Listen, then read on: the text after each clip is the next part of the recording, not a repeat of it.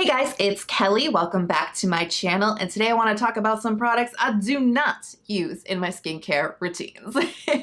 These are not necessarily like 0 out of 10 cannot recommend products. It's not that, you know what I mean? I'm not going to trash them, but what I just want to share with you guys is some products that I've used in the past I find do not serve my skin. I have a couple of reasons why that might be, and I also want to offer some alternatives if maybe you found yourself in the same situation with some of these products. And hey, if you are new here, definitely if you're liking what you're seeing, please consider hitting subscribe anytime during the video. It really helps my channel. And don't forget to turn on notifications so you never miss when I do a new upload, which is many times a week. So if you guys are so ready to find out the products I do not use in my skincare routines, please give the video a big thumbs up and let's get started. So first up is the good old St. Ives scrub. Yes, I am right up here, part of the skincare community, letting you know I 100% have used this product in the past. Many times as a teen and a young adult, I 100% have supported this product. No shame. I think it gets a really bad reputation these days. It's like cool to like drag the St. Ives scrub, and yeah, okay, sure, whatever. But I'm just here to say, like, we've all used scrubs. So no judgment. You know, I definitely did enjoy a good scrub on my skin, especially because it just leaves your skin super baby soft. It's definitely a very satisfying type of product. And like I said, I have used them in the past.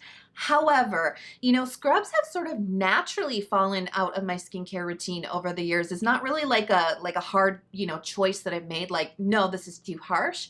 I just kind of naturally stopped using them. I think because what I was seeking for from the scrub, which was definitely smoother skin, clearing away the dead skin cells and the flakes, and maybe helping to work on, you know, where your nose gets really cloggy with blackheads. I definitely would like put the scrub in that specific area.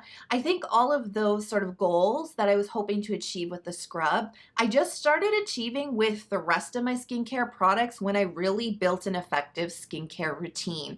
When I was using the right products for my skin and for my skin concerns, my skin naturally was conditioned and silky soft. When I really targeted more effective products towards those blackheads, I started to see an improvement in that area. And so scrubs just kind of naturally are not my thing because I think that I can do it better with other products. So my alternative to scrubs or physical exfoliation is chemical exfoliation. You probably guessed this one, especially because I was using scrubs around my nose area, particularly for blackheads and congestion and just that like gunkiness inside of my pores.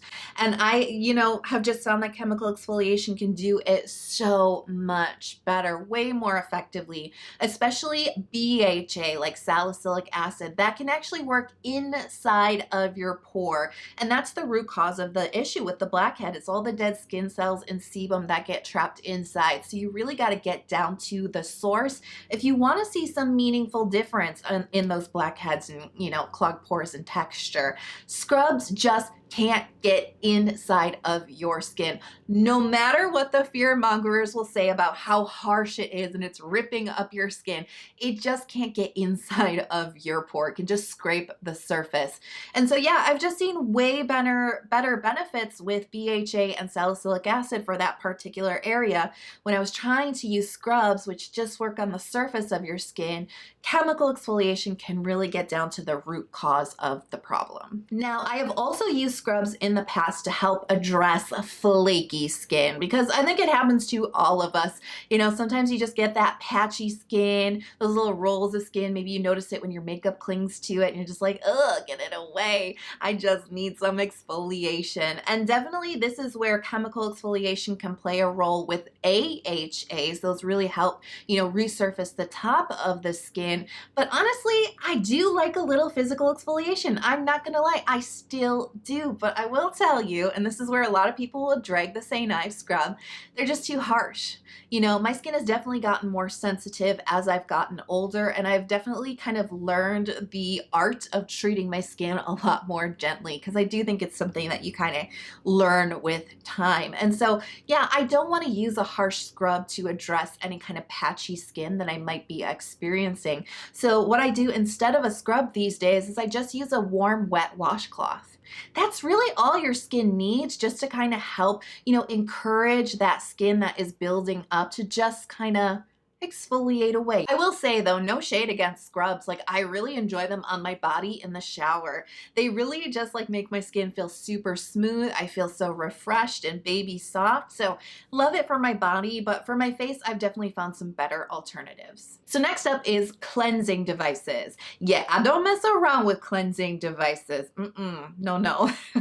You really have never seen me use cleansing devices because, yeah, I just don't really believe in them. They're really not the right thing for me, but I do understand why you might be attracted to them. And I do see why they might play an important part in some people's skincare routines. Don't get me wrong, not dragging it, just not right for me. You know, really nailing that cleansing step, getting a very effective clean on your skin is crucial. This is the most fundamental, basic step of a skincare routine that you have to nail. Because if you are not really removing your makeup, sunscreen, you know, oil, dirt, just like sweat and grime from the day, if you're not really effectively cleaning your skin at least once a day, your skincare products are not going to work effectively. You're going to be, you know, dealing with some other issues, potentially like breakouts and clogged pores, dull looking skin, right? You know this. You know that cleansing is super duper important. And this is something that I ran into many, many years ago when I first started to get a lot of clogged pores on my skin. And this is like pre-K-beauty. This is like like elaborate skincare routine. This is just me like washing my face really quickly at the end of the night and slapping on a moisturizer. I was definitely way more into makeup at the time, and I started to realize that I don't think I was really washing my makeup off effectively. I had one cleanser, one foaming cleanser, and I was, you know, really trying to wash my face thoroughly, but even when I'd wipe my face off on the towel, I would get those marks on it from like the makeup that was still on my face. Super gross. And so I invested in a cleansing tool. It was one of the kinds, it was like from the drugstore. It's probably a knockoff of something way more expensive, but it was one of those that had like the brush bristles that spun around, and then you would just kind of like run that across your face, battery operated, and it would just like clean everything off your face with this brush. I do think that it helped a little bit, but I will tell you, is nasty. Oh my goodness, the brush was so dirty and gross within just like a day or two. I mean, yeah, I just don't think it's the best way to clean your face with something like that. I also think it's expensive and wasteful. Now, I have also used the silicone sort of like oscillating, pulsating type of cleansers, like a Foreo. I have used those. I think that those are a better choice than the brush. I think that they are more clean, you know what I mean? Like the silicone is more like medical grade. It's less likely to harbor bacteria like it would inside of the bristles. It's super easy to clean and disinfect. And those tend to be rechargeable products. There's no like replaceable heads or anything like that. It's a lot less wasteful, right? So I think that that's a better choice if you do like cleansing devices, but it's just really not for me. I kind of felt like it sort of irritated my skin very mildly, but it didn't make my skin feel great after long time use. So really, really not for me at all. So my alternative to all these cleansing devices is double cleansing. You know, this is honestly the thing that has served my skin the best in so many ways. I think it's more effective. I think it does the job better than these devices do. Just my personal opinion. I think it's more affordable, and I just think it's easier. You know what I mean? I just think it's more straightforward and easy for a majority of people to do. So let me tell you, I just think oil cleansers really melt down makeup and sunscreen so fast, so effectively. I mean, it really kind of cuts down on the time that you're spending really trying to remove everything off your face at the end of the day. Double cleansing does not take that much time. It may seem like it does. It may seem kind of elaborate because it's 2 steps, 2 products. It's not though, especially if you get a really good oil cleanser that really just gets in there and gets the job done fast. So it just saves me time, it saves me energy. I think it saves me money because I'm not chasing all these expensive devices, and it's just easier. And I just think that skincare should be easy because we're more likely to do it, right? So yeah, double cleansing, oil cleansers, they have my heart. So next up is LED masks. Now I actually do have 2 reviews of 2 different devices here on my channel. I actually do like these products. I do think that they work. I think that they're intriguing, and I have seen like nice results with them. I have no problems with LED masks at all. I just don't really use the ones I have. You know what I mean? And I just gotta be honest about that. I just really don't reach for them at all. Now, the ones that really intrigue me are the ones that use red light, because I think that this has the most research behind it, especially for anti-aging, or, I like to say well-aging benefits that can really help the skin. I am not a big fan of the masks that use blue light. And it's not really because of the skin, but I just don't think it's great to have blue light really close to your eyes. It can do all kind of funky things. So I'm not really a big fan of that. But like I said, red light definitely intrigues me, and I have nothing against these devices. So I have 2 LED masks and I never use them. I feel really bad because, I definitely was very dedicated and very thoroughly tested these products for their reviews, which you can find here on my channel. Definitely did. So I have a really good feel for what they can do for my skin, and I was very happy with them. But honestly, I just never use them since I reviewed them. They just sit on a shelf and they've got lots of dust on them. And I feel really, really guilty about that. But honestly, I just feel like this doesn't fit into my lifestyle. Now, I'm going to say this is a Kelly problem. This is not an LED mask problem. This is just, it's more like I just don't really have time to do these types of devices and stay consistent with them all the time. And I don't think that's anything wrong with this type of product, but I think it's 100% something that you should know before you go into such a big purchase like this. It just takes up a lot of time. Usually you have to keep the mask on for about 20 minutes, and you can't really do anything when it's on. You have to keep your eyes closed or protected with goggles. It's not great to have those lights right up by your eyes, even if it's red light or yellow light. It's not just blue light that can, pose potential harm.